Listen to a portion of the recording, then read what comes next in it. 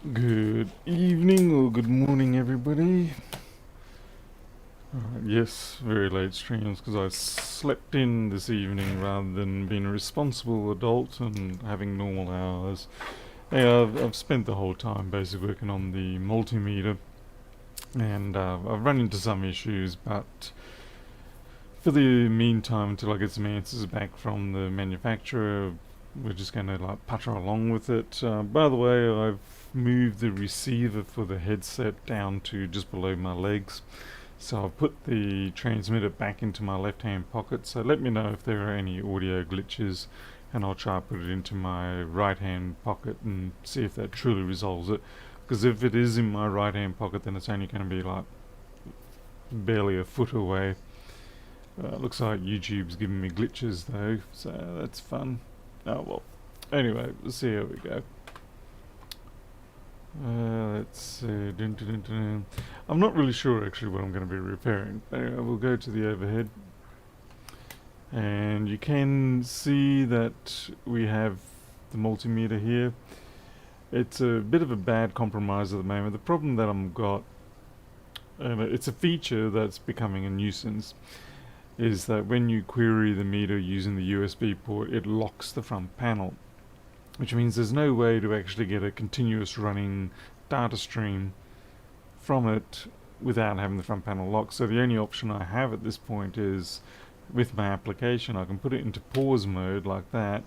I can then change whatever, so go into resistance mode, then unpause it, and then it goes into resistance. But that's a really frustrating way to have to do that. I'm trying to see what other things I had yet to repair on these MacBooks. Let's see. Dun, dun, dun. I'm trying to think. Okay, that one I've repaired. That 3437 we repaired. I just need to unclip that. That has to go into the ultrasonic. Just trying to take stock of what I've done because I've sort of been a bit haphazard. Well, who am I kidding? That's just me to the T.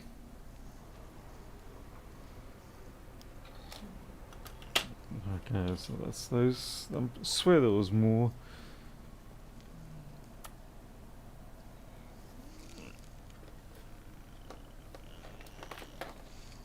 Let's see, what about you? No, you're a donor. You're an existing board.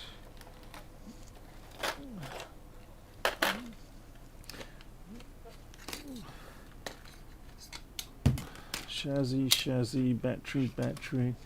It's funny when you go back over this stuff and you start to wonder whether you were imagining things right at the start or not. Okay, so this is the... Right, okay, so I've got... That's been ultrasonicked. I can tell that they've been ultrasonic because for whatever reason the ultrasonic fluid in the process makes these two inductors here go rather dark. And so I can always be sure I know that I've put one through. I could have sworn there was another 165. Yeah, I could have sworn I had two 165s. Oh well. Very West, thank you very much. I appreciate that. Yeah, Sutter Bridge at this point I haven't actually finished the software. I've just simply made it just running for the moment. It's no way is it finalized. It's just simply I spent half the day just getting it so that I could communicate with the meter. The problem being that the chip that they use in this meter is the Silicon Logic or something like that, CP201X or 210X, and it's not really that great a bridge chip. It's not like an FT232 or anything like that.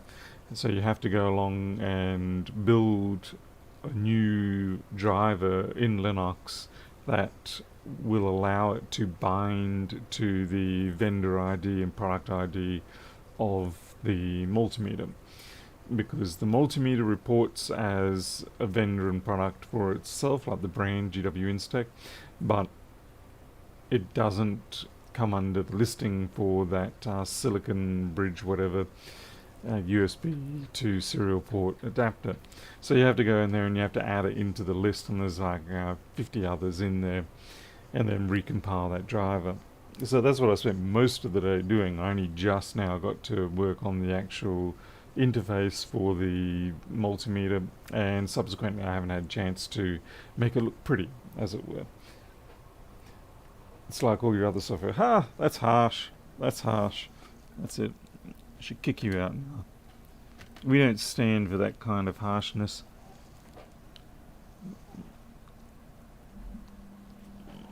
Ah, this was the other one. Okay. Yeah, now it makes sense now. This was the other board, and looks like a 2012, I think. I know I've written 2012 there, but I'm actually not 100% sure.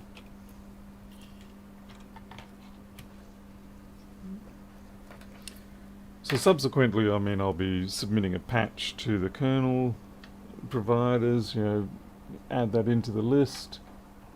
So at least the next poor bastard that has to buy one of these meters shouldn't have quite as much trouble. Hey Paulie Lewis, how's it going? Now I'm really hoping that the multimeter manufacturer can add something into their SCPI commands so that you can read the data without it locking the front panel. Otherwise, it's going to be a tough choice whether I'm going to expand the app so that I can then switch modes from within the app. But like I said, it's not as efficient as just reaching up to the meter and pressing the button you want. But I'll probably do it, see how it feels, because I genuinely don't actually want to give up the meter. I like everything else about it. Okay, apart from the fairly anemic beeper, but I might be able to work around making that better. Looks like that could do with a bit of an expansion there.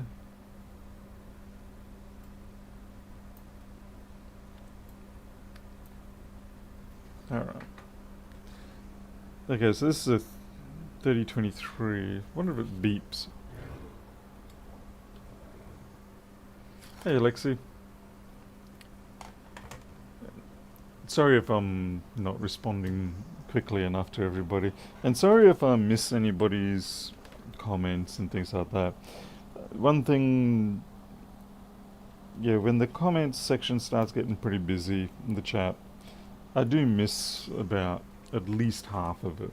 So if things happen, then I can only say I'm sorry, but really there's not much I can do. I'll leave it up to the mods.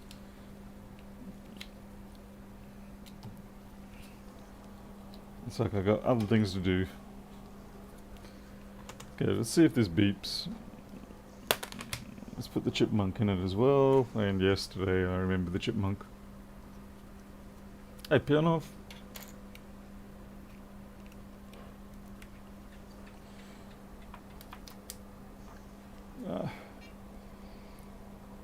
Whoa, let's go memory.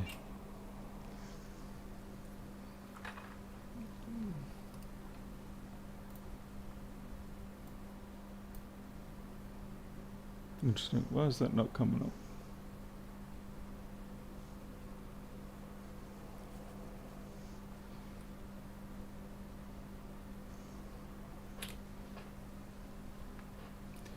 Now all of a sudden my USB TMC, let's see, sudo mod probe, USB TMC.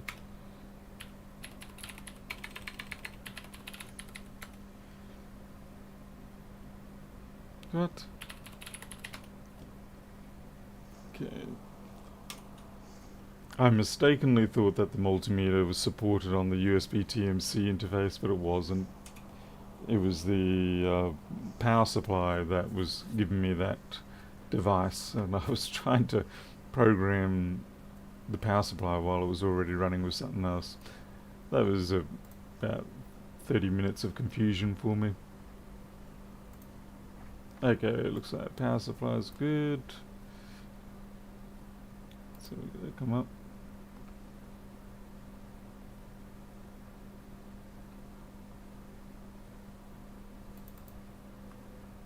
Nah, that's not what I wanted.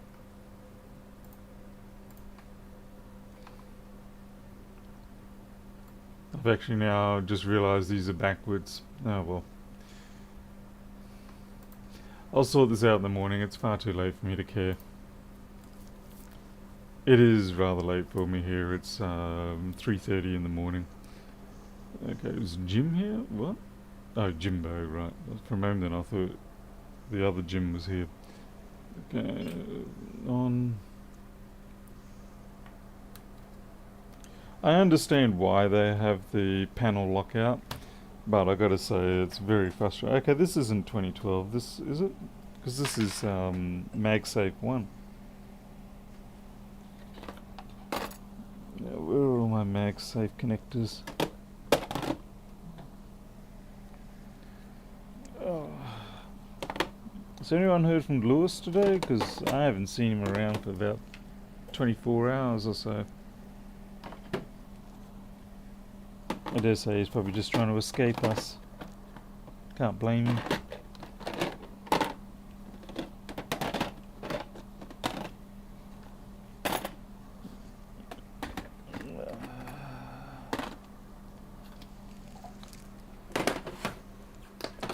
No sign of Lewis? Fair enough.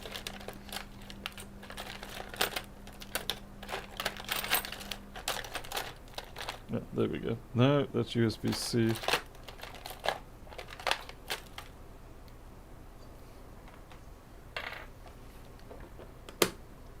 Did you see Dave from Yeah, I did see the video, but I haven't watched it.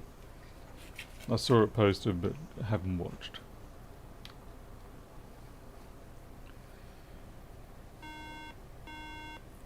Well, surprise, frickin' surprise. That's a 3 beep RAM fault. Billnoff, is it these ones that you can do a viable repair on, or are these the junk ones? Blue Dog wrong, yeah, 3:30 in the morning.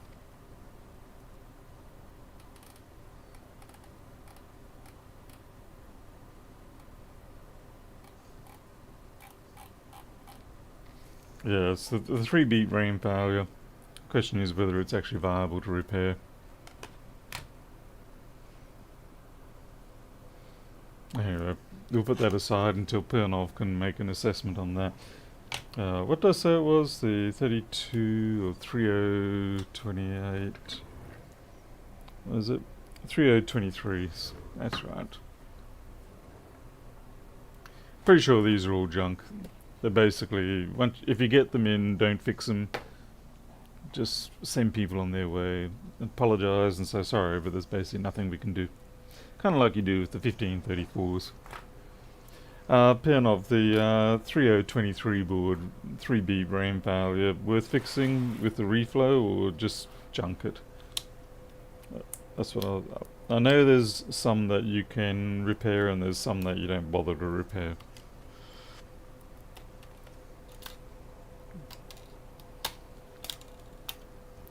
Pretty sure this is a 3115, isn't it? With a torn off camera connector. That's very handy. Right. I thought as much, Pernov, but I just wanted to get your... Oh no, 2936. Right, this is back to the old classic days. Probably...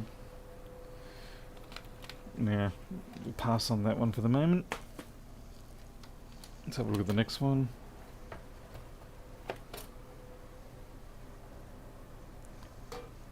Any gripes on the audio yet?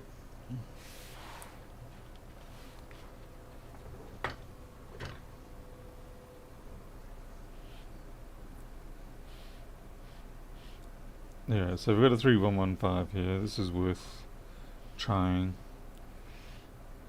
I mean, the 2936 is still a perfectly reasonable good board, but it is getting a little long in the tooth.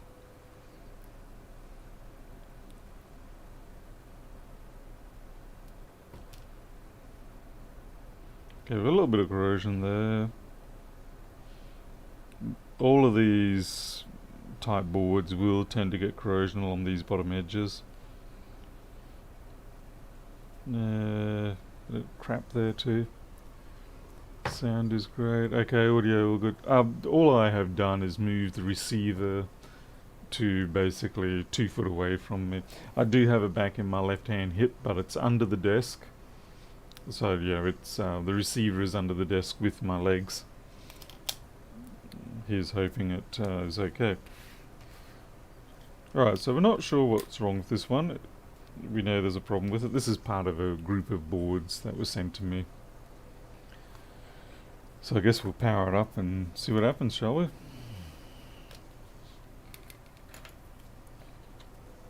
So put Macbooks in.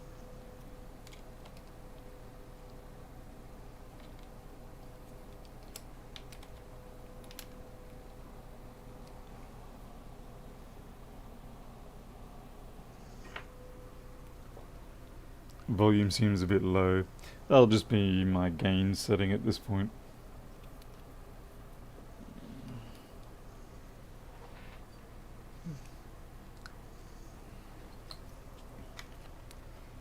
There's no dramas with me changing the gain on this other than so that might bring things up a little bit more, maybe a little bit too much, but see how you go.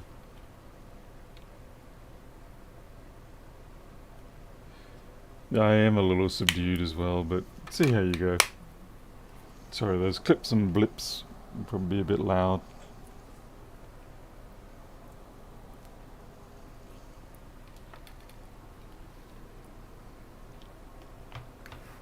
I don't want to have to do too much in terms of adding gain as a filter to the system. So 22... That was weird.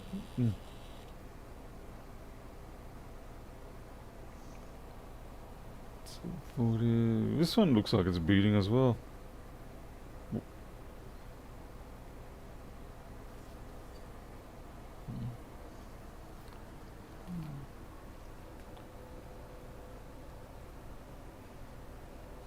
What is that? Screen filter?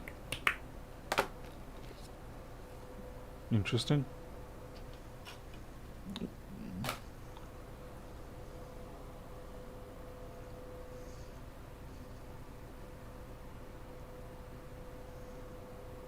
Your computer restart because of problem. Press a key or wait.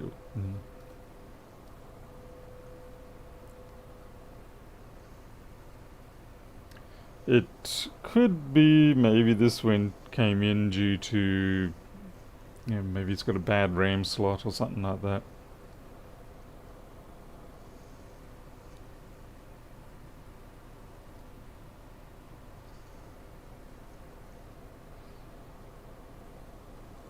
I have to admit, it's always unnerving when you get machines and boards in that don't seem to have faults. Because it's like, oh, this is going to whack me in the back of the head at some point around here any moment.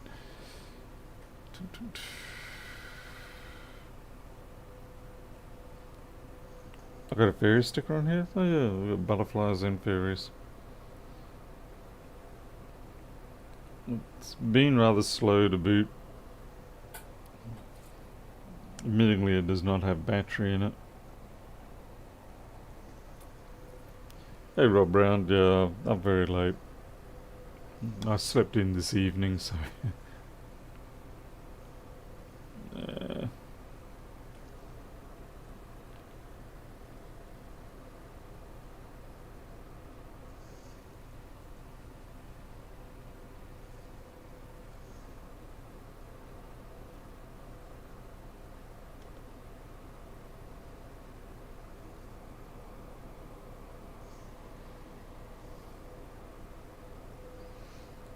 It may be just running slow because of the battery.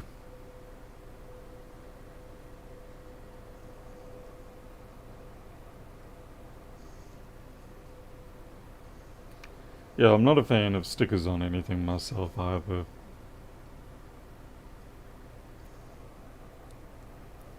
Yep, can't complain about that. That does boot. It does seem to see if we ignore. That complaint about the reboot was actually referring to whatever the USB stick was sitting in before. Temperatures seem fine, fans fine. Maybe it's a charge problem. Shut down. Actually, let's see what the spec is on this one. Hey Tim, how's it going? We don't normally get to see you around here. It's only a 2.5 on i5. Oh well. Better than nothing, I suppose. Shut down. It'd be nice if we can get the i7s every now and then. Tim, how's your queue going? Running out?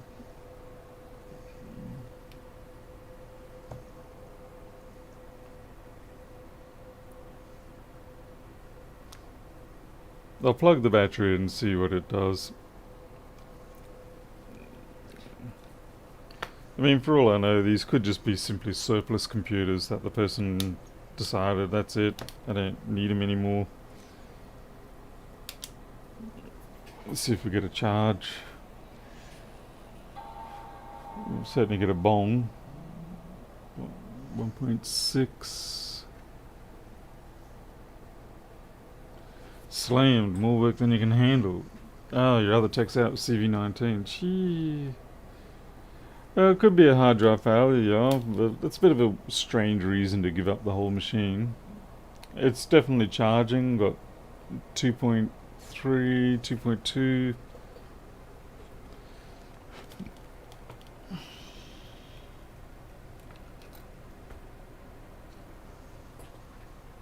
Yeah.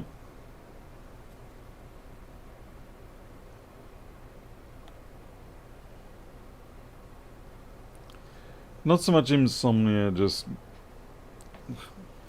It's one of those cases where you get into a bit of a trap, where you sleep in the early evening, you have a granny nap or a old man's nap, that sort of thing, and as a consequence you stay up late at night, and then you get to around about midnight or something like that and you get a hankering for a coffee.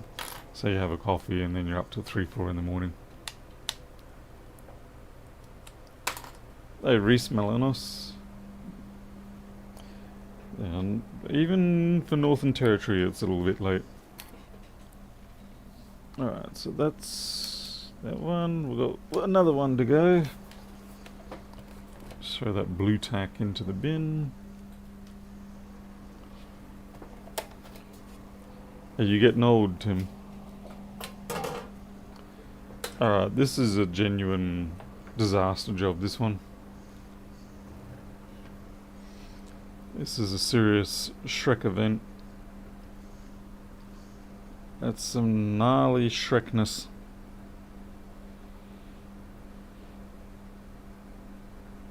And it's another 3115.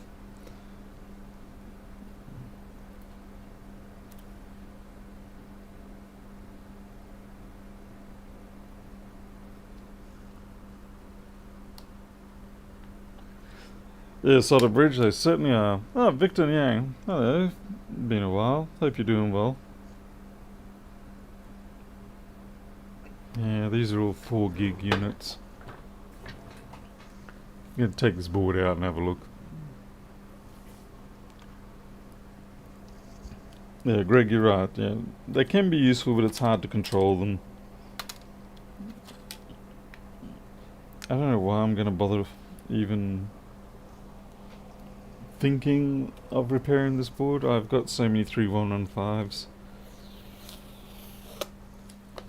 It's getting to the point now where I'm just collecting them for the sake of collecting them. Let's see, I want a T6. T6? No, not T8. T6.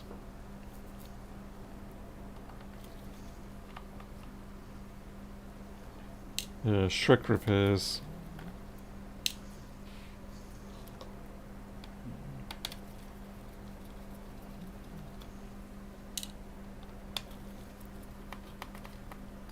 A87.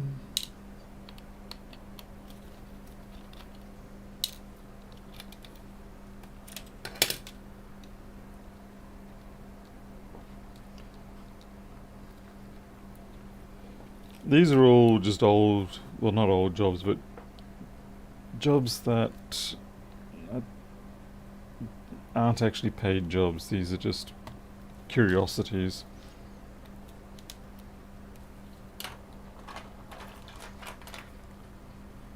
Took a nap at work once and missed an hour, mate. Yeah, that's pretty bad, actually. You definitely don't want to be doing that. Mailman is the key to your existence.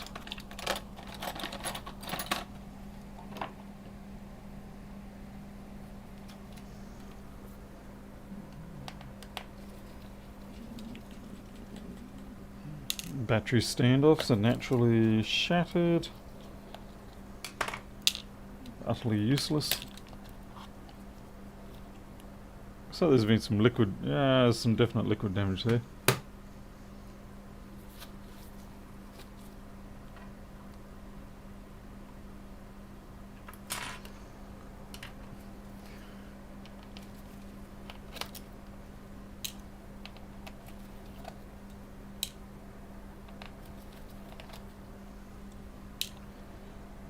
I consider this more of a challenge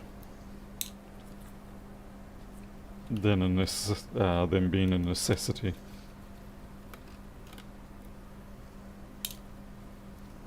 Hair cutting robot build stream. Oh come on, man! I cut my hair like a few weeks ago. I think it's still plenty short for now.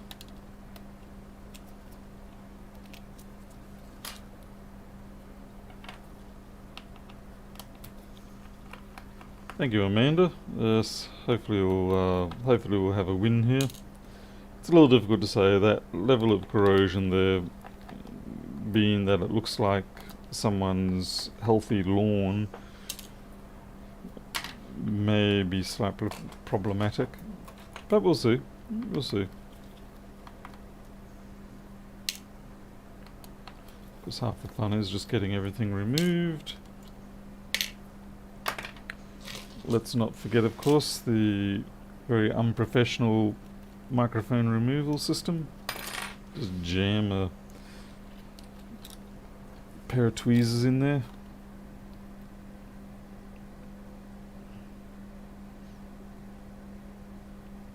Okay.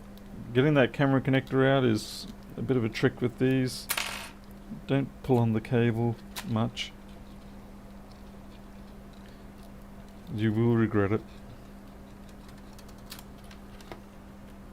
Okay, this is probably got keyboard damage as well.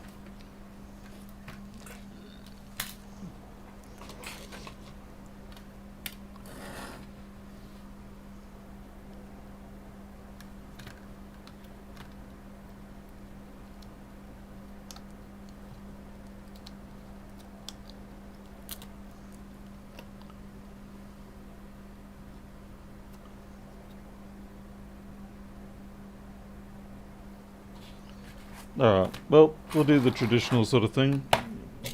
Put it through the flux and boil. Hopefully at least cleans up a fair majority of it. Bend over.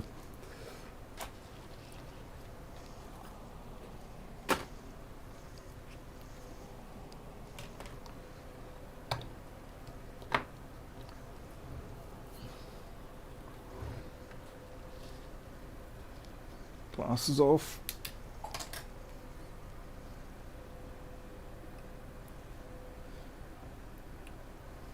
Now, a lot of this area isn't super critical, a lot of it's just Thunderbolt.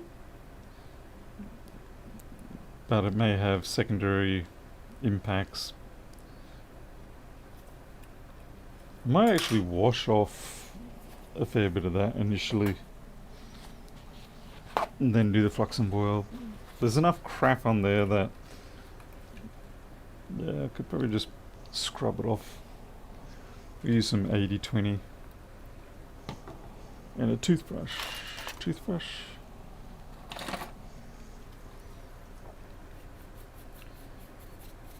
Ugh, that is disgusting.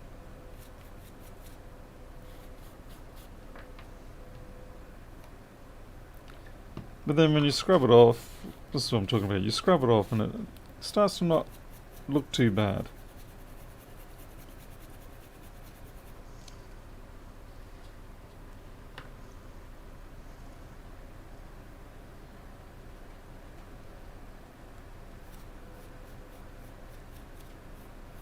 Try and get those hairs out, because as soon as you flux and boil those hairs, you know they're gonna just get nasty. That cap's definitely, those caps are a goner. The Thunderbolt chip's a goner. That's a goner. At least I think that's a Thunderbolt chip. Ah.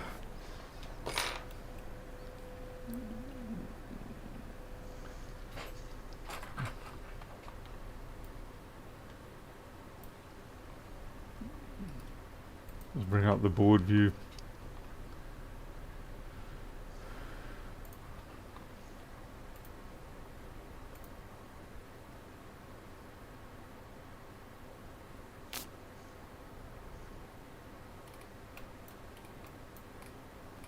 Okay, that.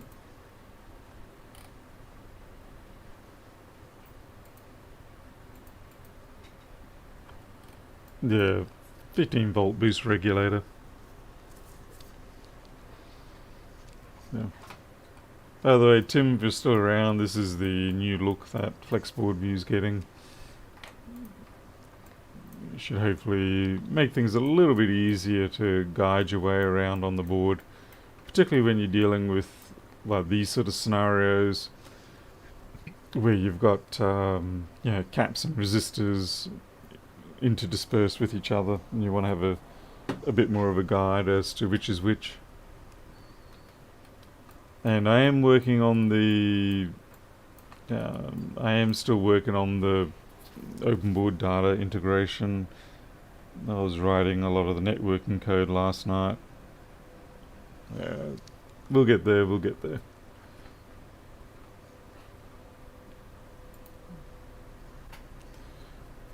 Alright. Yep, time for some flux and boil.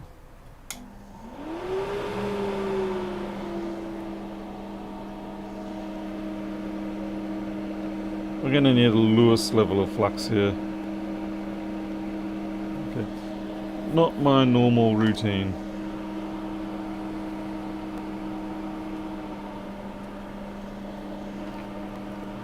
Thank you, Blue Dog Ron. Yeah, I'll try to keep working on it all the time. I think the biggest advantage I have when it comes to the software is the fact that because I have to use it for my own work, it means that if there's some feature I want, or if I find there's something not working quite right, as in a bit of a pointless thing, then I know, because I'll be like, well, I just never used that, or I really wish I didn't have to do this or that to make things happen. Then I can just code it in, because I can imagine that if I'm feeling that way, then chances are other people are feeling that way. Yeah, this chip's just going to have to come off. It's not the easiest of chips, but it's got a lot of pins around it. It's a bit of a nuisance. Why did you move, little? Yeah, get rid of you too. This is pretty much a complete wipe. What is that? Hey, Steve K.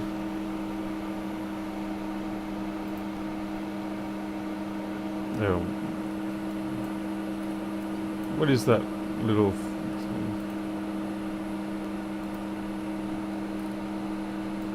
Oh, okay. That controls the power to the Thunderbolt. Okie doke.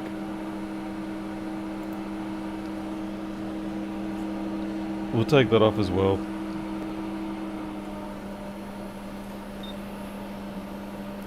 Yeah, JP, I do agree. Yeah, it's like when people say, what should I code, as a project or something, it's like, find something that you actually want yourself, and that will be your best sort of guide, and it will be the best test environment for you to be using it in.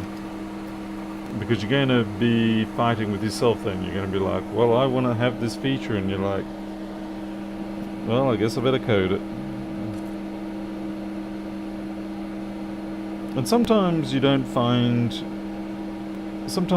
realize you want a feature until you've done other features and you lead yourself into the new situation.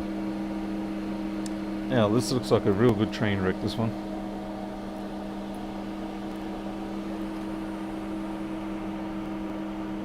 You should have a little lo-fi playing behind it. Lo-fi? What's that?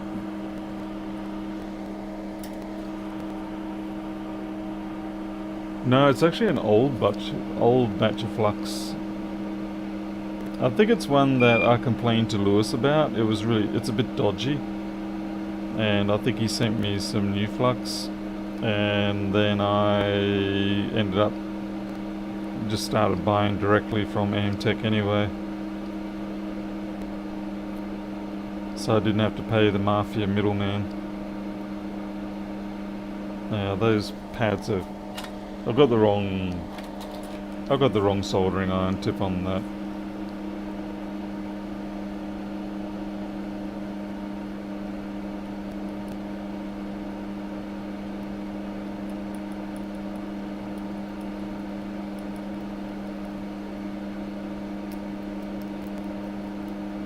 That almost ate its way through.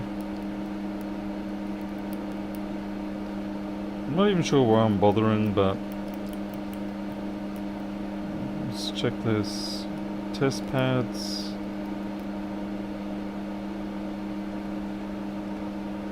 I think I might remove these caps here so I can get better access to this inner area, because there's a lot of stuff in here that's pretty messy.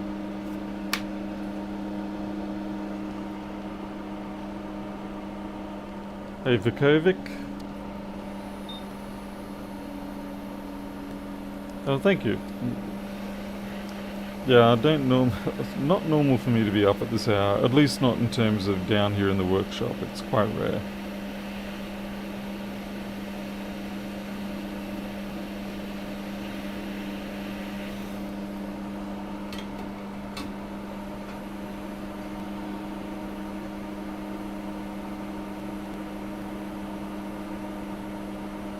And hello Laszlo. Oh, ITC's here as well. Lo-fi is crunchy hip-hop. What the? Strange things. Guess I'm just missing out on whatever the new cool fads are.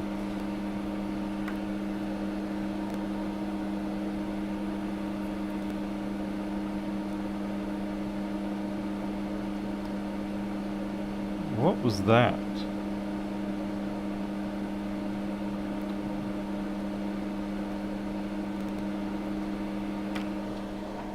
Looks a bit messy overall.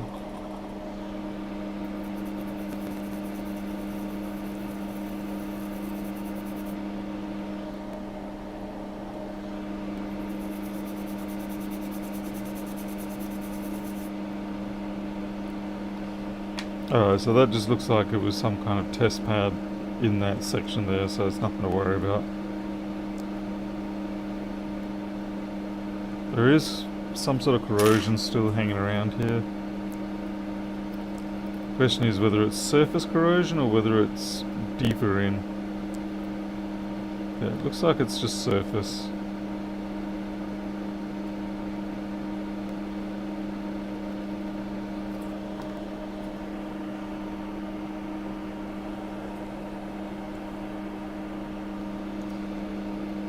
Titanium's still up. Just, yeah, I had my little nano nap this afternoon. It was a foolish thing to do, but I did it.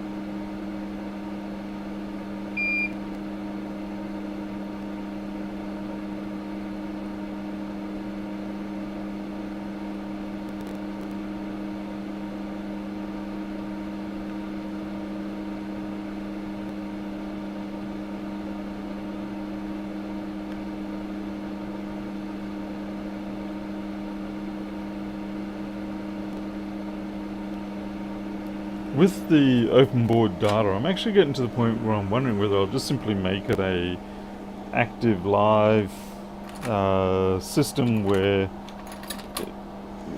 when you bring up a board, when you load a board, it just simply queries the open board data server and says, have you got a open board data file for this board? And basically just do that almost every time and then I'll just have timestamps or something, access stamps on the file, and then your local system will then just compare against that. And so go, no, there's been no update, or yes, there has been an update, and it will download the latest. All auto-magically. Now the downside, of course, is that's going to be hell on my server account, because I don't pay for that kind of level of data, but I'm sure it'll be fine if I ask them for, say, another 10 to 20 gigs a month.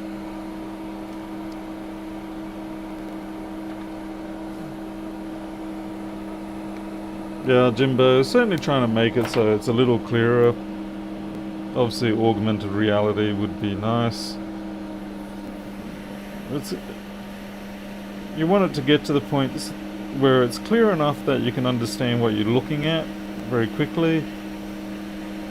I mean, I don't think you have to get perfectly realistic, as long as it has that clarity.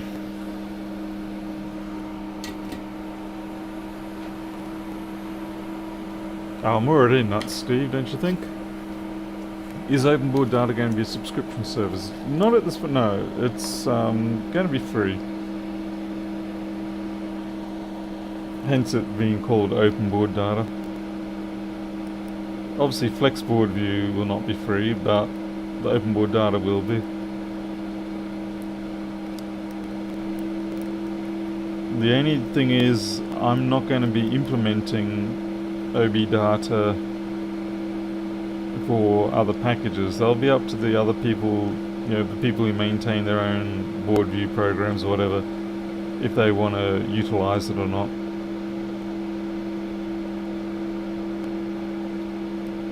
The hardest thing will be just doing the uploading side of it, the people adding their own data. That's going to be the trickiest bit to regulate properly. Because there will definitely be people who will want to poison the data. So more than anything, I have to just watch out for that sort of type of activity. Which means I will have to have people having a generic ID, some kind of ID that allows me to, if they do start poisoning data, I can go and roll it back. Okay, I'm just pulling out another 3115 board here, or at least something similar, so I can steal those parts.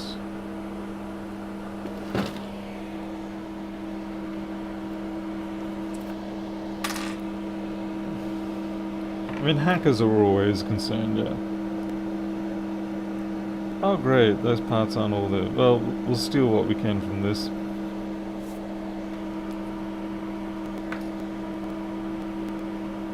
Hey Keith McDermott.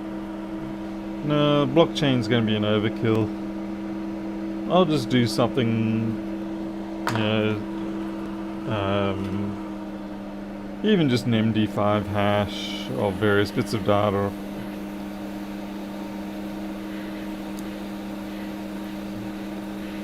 Just enough so that I can sort of go, alright, anyone with this sort of component in their hash is we're going to roll it back and block them out.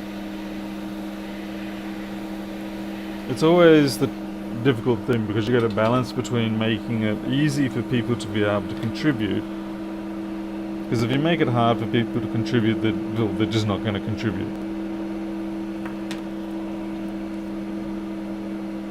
But also you want to make sure that you don't get your data messed up. Oh, g'day House of Moth. I'll see how we go, House of Moth. I mean, being all text, it might actually be not too bad. It might only be, say, an extra 10 gigs a month or something like that, in which case I should be fine. Oh, this is terrible. I don't normally use this tip for what I'm doing here. So that's just a handy tip for you all. No, I'm actually going to unplug it.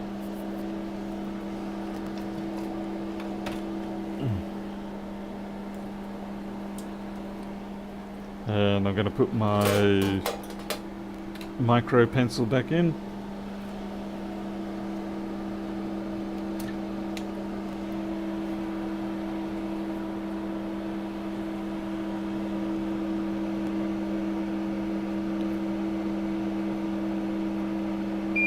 There won't even, at this point anyway, there's not going to even be, it's not even going to bother with things like SSL, HTTPS, HTTPS or anything like that, because there's no real user sensitive information in there, and I'm mostly taking that route because it's easier for me to code, because then I can just write a great portion of it just simply using simple net sockets.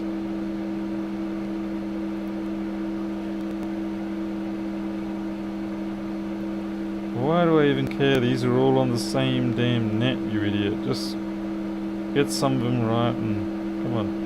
Okay, that's good.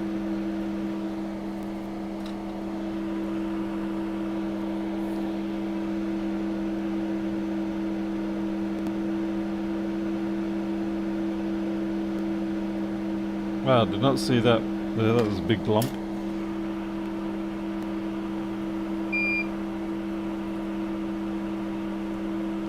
Earl, I use an FX951 from Hacko. It's pretty standard. I don't use anything special here.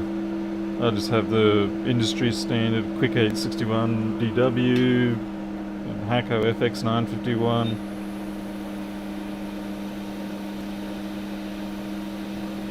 All run-of-the-mill stuff that people have tested over the years to be found to be good.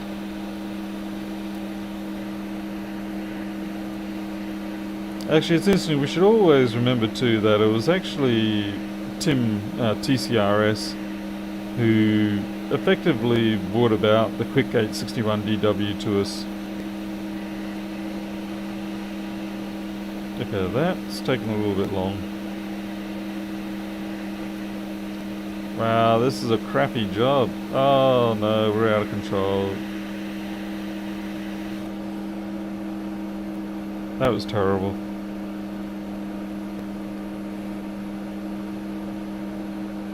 What do you expect for 4 o'clock in the morning soldering? Yay!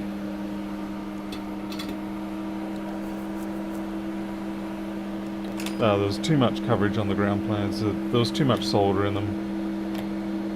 No, that's going to have to be knocked back. That's clearly way out of whack. I wasn't getting enough heat in there, and there was a blob. Oop, that's loud. There was a blob of solder on that one of those ground planes or whatever, and it was just holding everything up. So we'll just clean up these, and then we'll reflow it again. Yeah, I know, I nearly took that resistor out.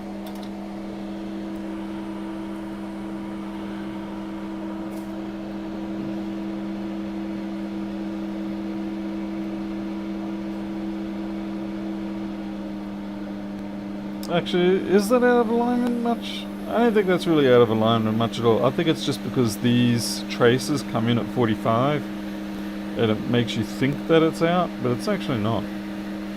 Because when you look at these back ones here, they're actually fine. So we'll just give it a reflow, chance for it to sit itself down if it wants. Yeah, that's good.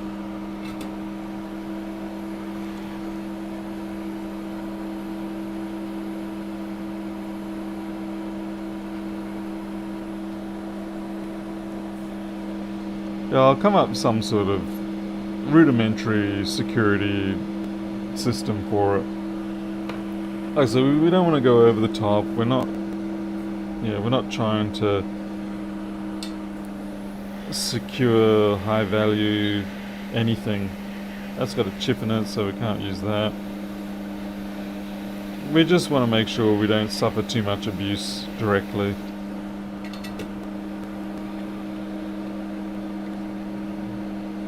Someone forgot to put solder down for those pads.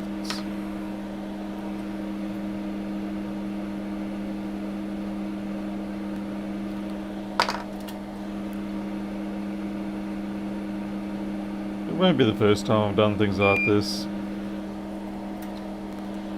Although it's probably going to be the first time I've done something like this with as much exposure as what this is going to get. And I do like to keep it simple, simply because the simpler I can make it, the less surface area there is, in effect, for security issues. Okay, what is wrong with you? You're just floating up the top there. There's some junk on top of you. Because that often can happen, that people put a lot of effort into the security, but they end up actually creating more holes in that process. So, resistor above. The 3115s are a pain to do part transfers between the boards because of the distances involved.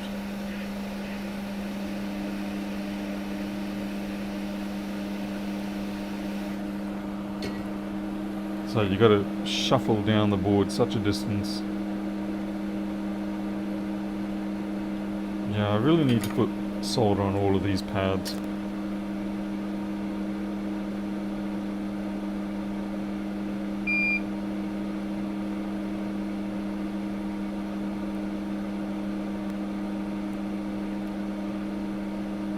It's a bit much in general, but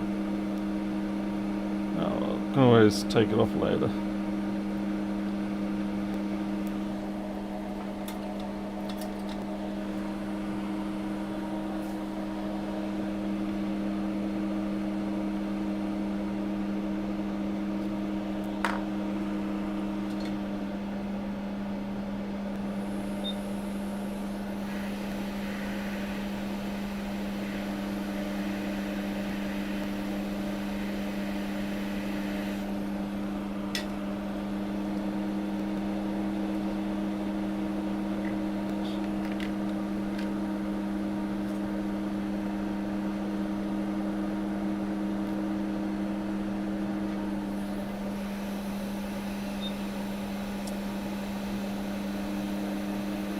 Honestly, nobody's going to care when this Thunderbolt's working.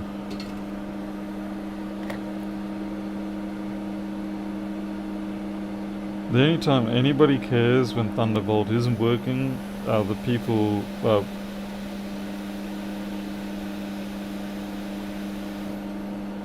the ones that you actually decide, stuff it, I'm not rebuilding that Thunderbolt section. And that's the one that will want it.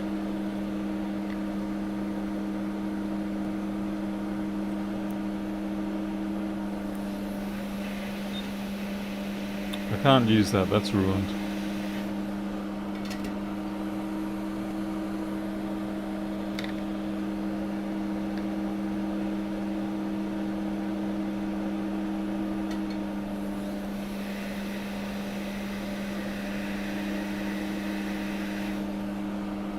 I need another board. This one's missing parts I need.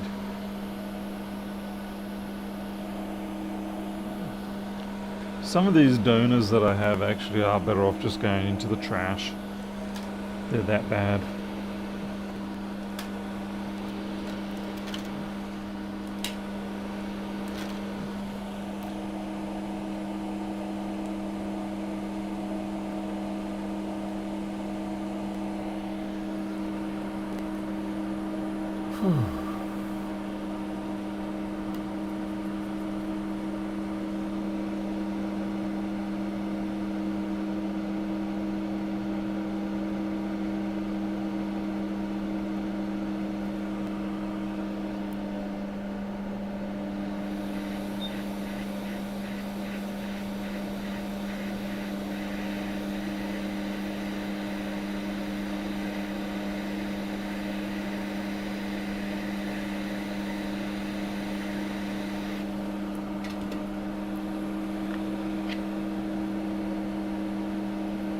Oh, seriously, of all the ones I didn't put solder on?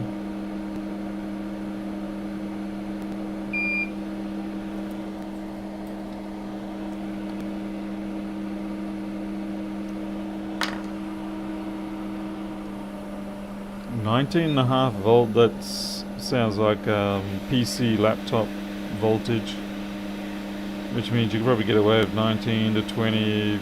I mean, so many of them, it doesn't matter. They all just... That's terrible. That's not even... It's not even making proper contact there. We'll flux it up and give it more heat. It'll probably come good.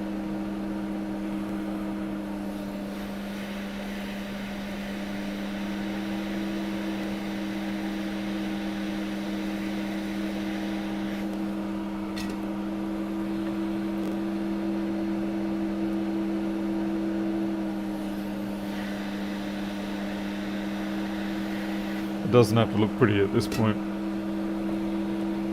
When we give it a good drowning of flux, and then we can just push things around and make them look like they're lined up.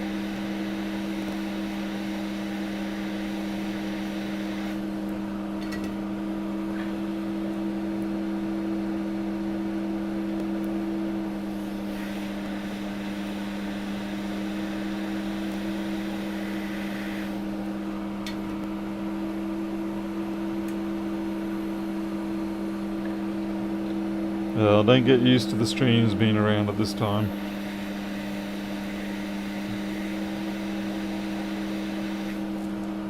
Because this is very not normal.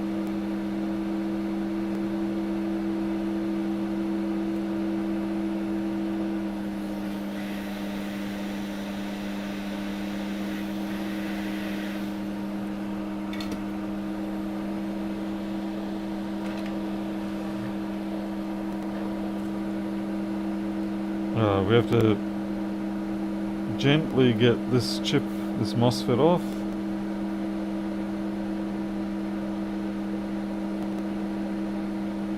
Without cracking it. So if it's already got a chip out of the corner, it might be okay though. Hey, Micromage.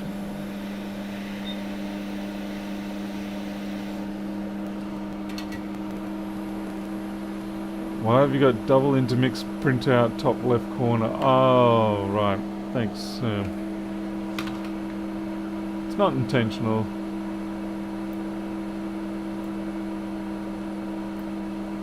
And that's not actually really ready to go. That's me experimenting with this multimeter that I'm crying about right now.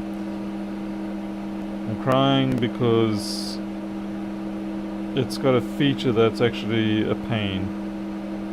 Oh great, and this chip has got corroded, oxidized bottom pads, which means it may not even work.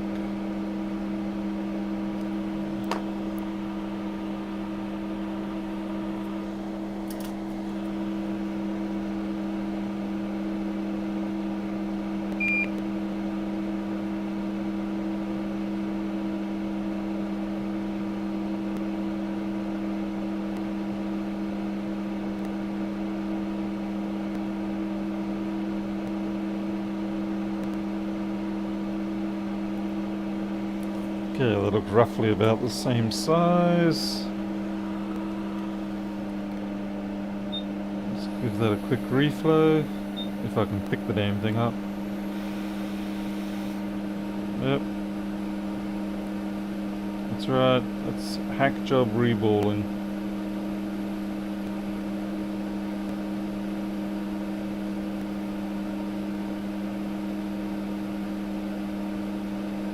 Get down.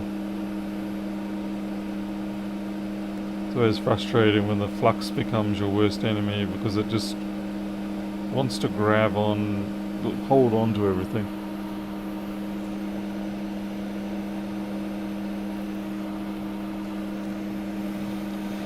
A little bit excessive on the brightness here, but not much I can do at this point, I'm sorry.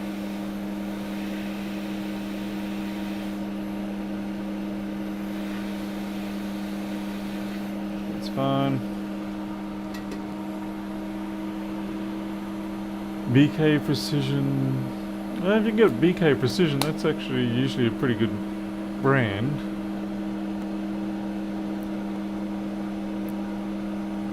Okay, I've still got to get that cap there. From what I could see of the donor board, that was completely trashed.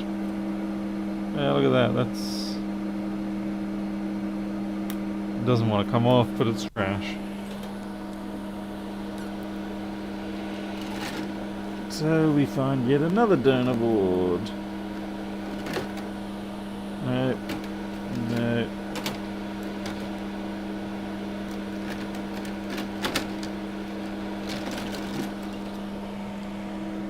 Yeah, I've got so many of these types. Okay. That's it there, we'll just grab that.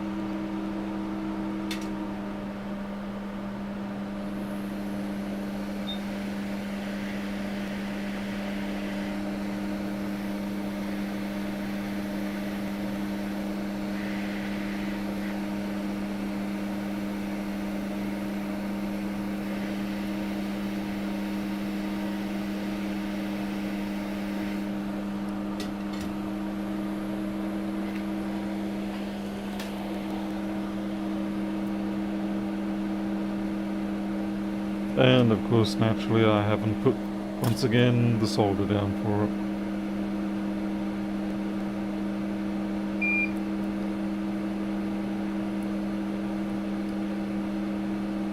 Yep, not enough flux pull.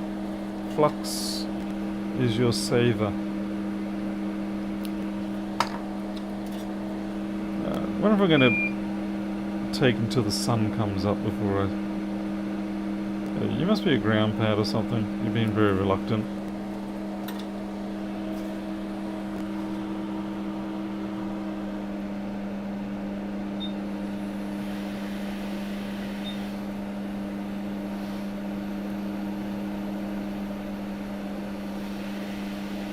Oh, for flip's sake.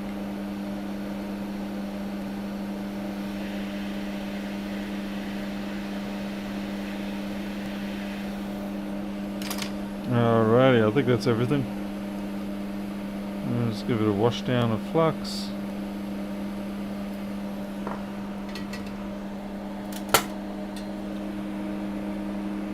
Try and clean up some of the end caps. Get them to fill it up nicely. Just make sure we don't knock things that we're not supposed to knock.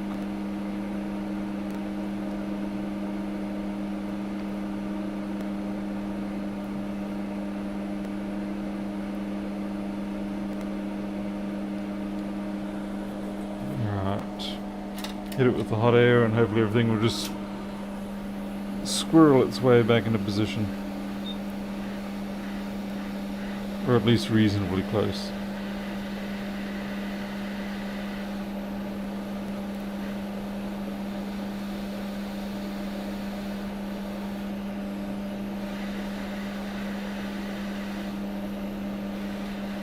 Or maybe not.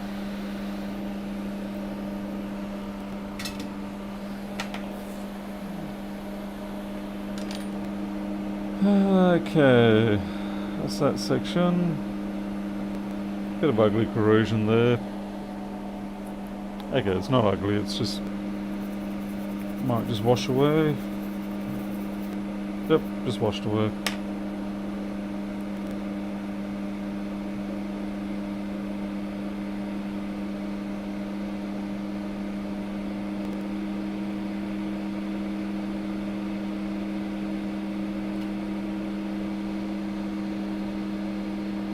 Right there. Right, I can only imagine that part is just randomly blown there from me removing the parts around that Thunderbolt section.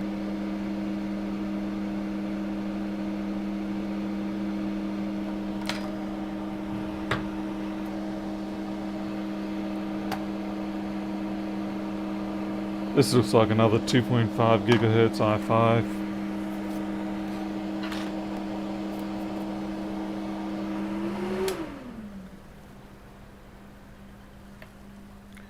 Crikey, it's like a war zone on the floor here. Thank goodness you guys can't see it. You'd be ashamed of me.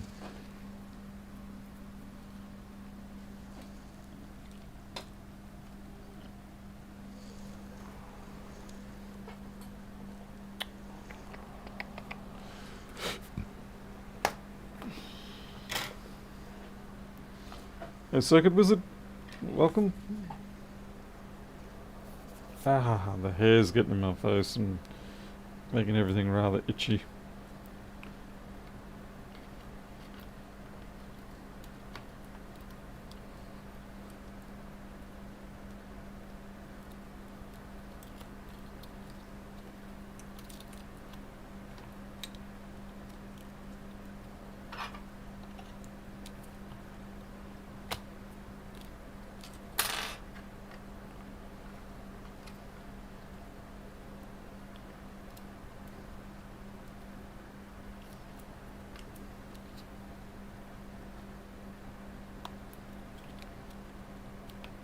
We're just going to basically connect up keyboard, trackpad, screen, and see what happens.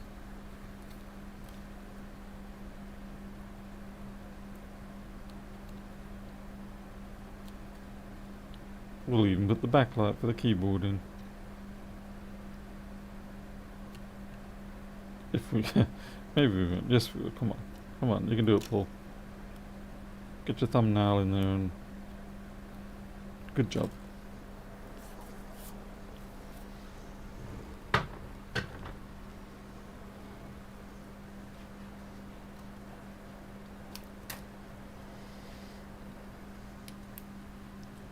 Throw a fan in there too.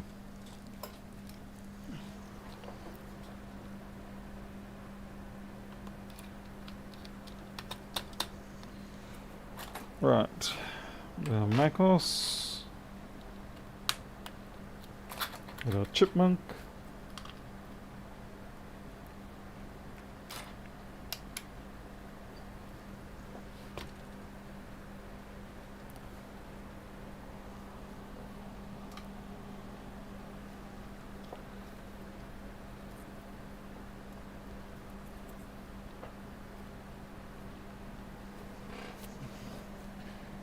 $24, no fan spin, no life.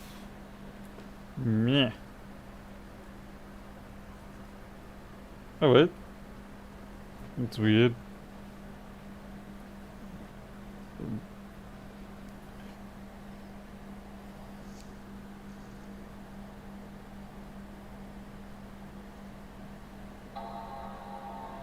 It's a bonger.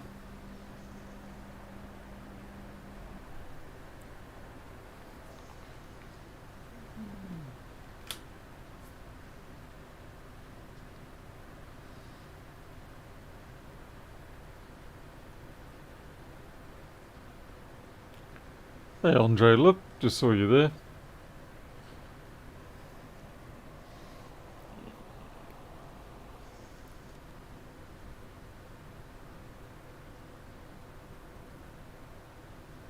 Yeah, we got another logo, we are making progress.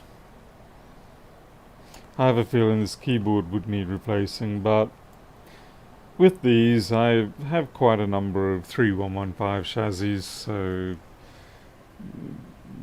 there isn't really a lot of point in me replacing this one. The trackpad looks okay, so we'll take that.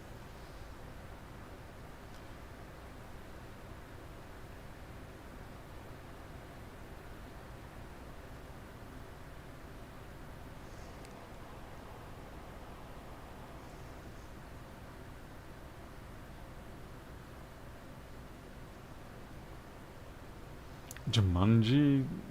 Oh no, you're talking about Jack Black. Please don't tell me you're talking about Jack Black.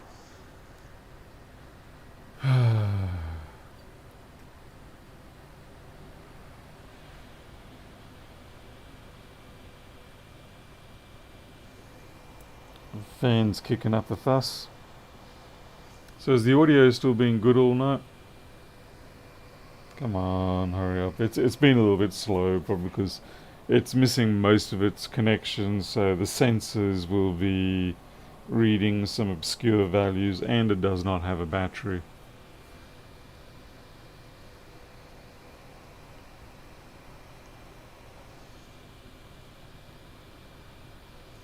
Alright, well, that's pretty good then. In that case, all I need to do is put the receiver just a bit closer.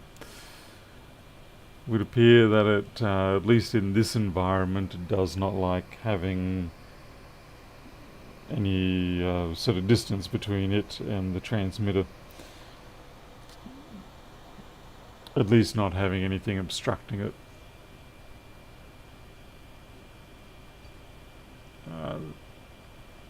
We may have an SMC fault here, I'm not sure. It's taken its sweet time booting.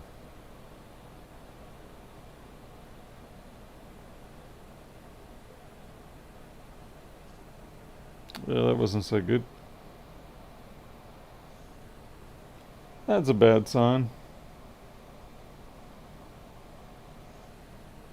Oh, okay.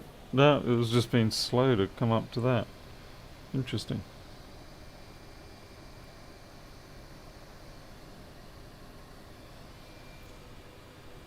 I genuinely thought it had crashed. Which MacBook is better in terms of durability? A 15-inch 14 or a 15-inch 15? I think you're talking about the A1398s, I'm guessing. I'm actually not sure. I do not need a tie-dye shirt. I like my shirt as it is, yeah, because this is, yeah, it's got my logo on it.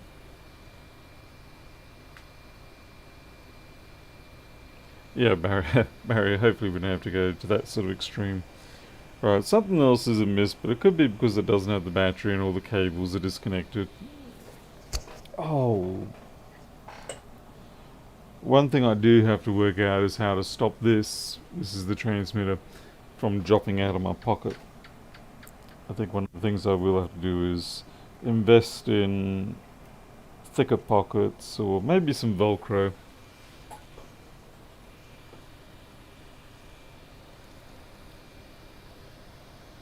Just the display seems to be pretty good.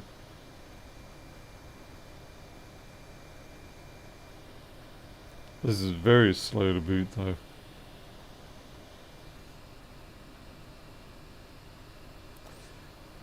John, I was foolish and had a nana nap that lasted till about 11 o'clock at night.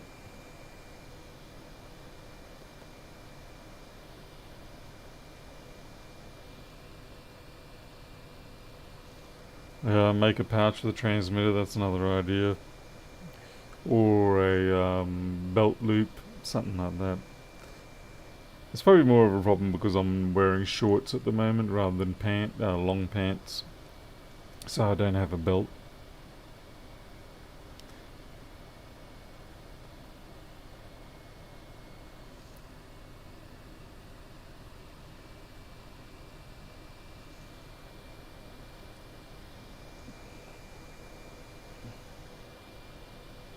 That fan is just going nuts. I want to bring this up because it'll be all the temperature sensors, so it'll be interesting to see if any of them are way off the limit. I've had a short lanyard attached to your belt, loops the transmitter. Maybe. Or maybe I can just wear belts.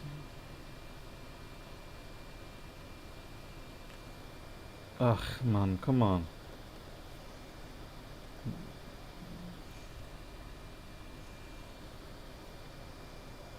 Yeah, I don't know what this one's doing.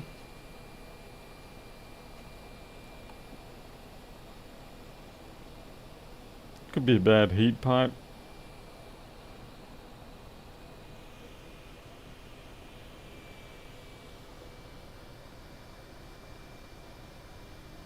Today, come on.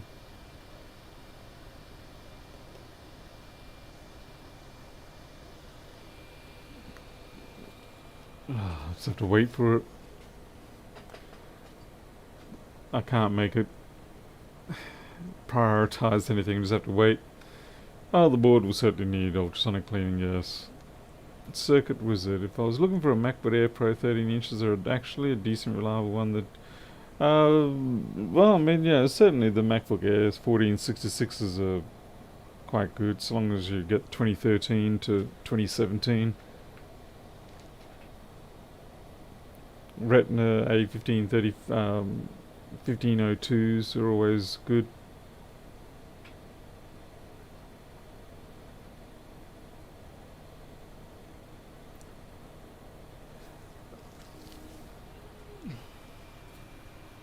Alvartal, I think that's you're referring to the actual cable.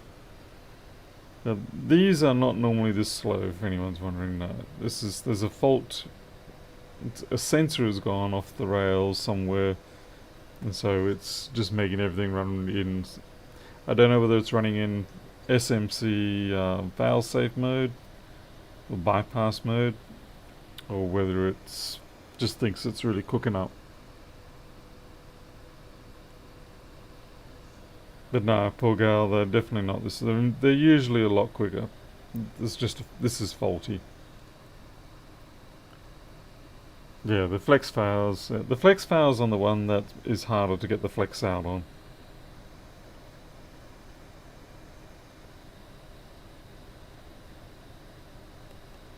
Ah, for goodness sake, give me the... Come on, I want the temperature sensors up.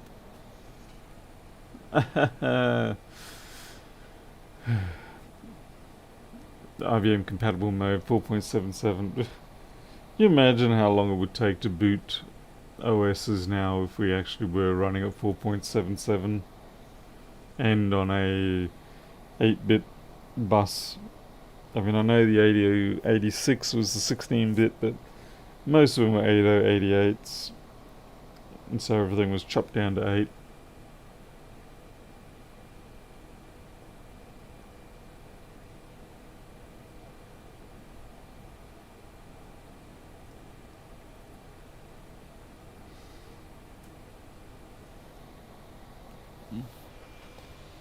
God, this is killing me. Not literally, of course, but it's killing me.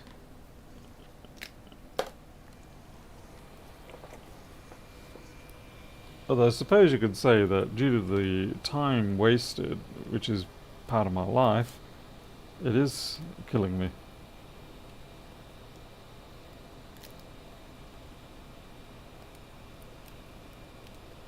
Plug a battery in. It's probably not going to do anything. Well, it did detect it. 0. Let's see if that current goes up. That'll be interesting.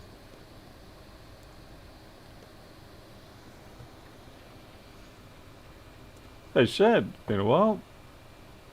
Tell us about where we can get this wonderful software you're using. Haha, marketing, yeah. Now, we're not doing any board repair work, but yes. If you are a professional board repair person, then yes, FlexB is your thing to make your life easier. Ah, I'm lacking the energy right now, so I really need to work on that.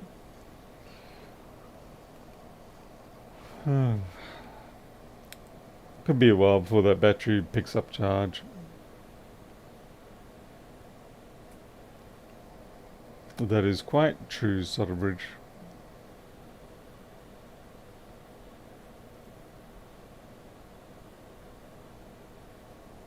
Audio stutter, could be because my fat leg's in the way. Or maybe the batteries are getting a little weak because they did run all day.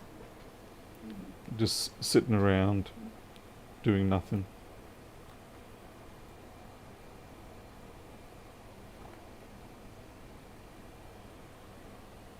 I don't have any hems on my pants that are thick enough for this catch. Come on.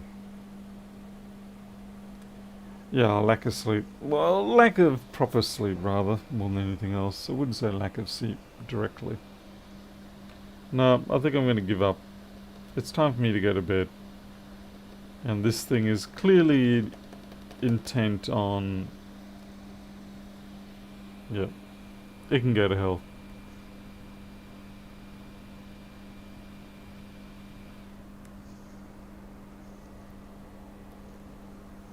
It'd be interesting to see if it does start charging the battery, but I have a feeling it won't.